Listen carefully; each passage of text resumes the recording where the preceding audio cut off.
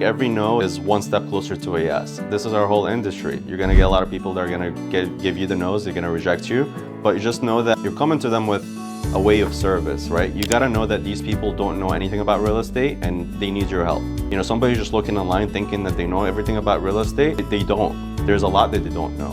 And that's why they need your help. You guys are the experts in the field. You have the resources that they don't have.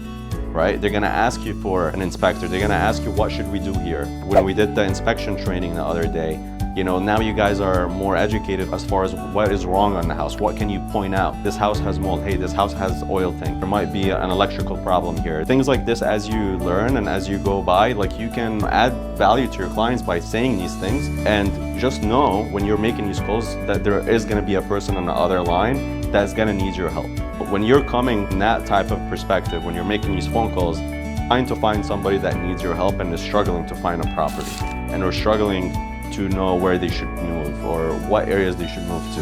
And it doesn't just start there by finding the property. It's actually everything else that goes behind the scenes that they probably don't know about. All the resources that you're gonna be able to connect them with, the inspectors, the attorneys, the title companies, and getting them to the house that they wanna move to, right?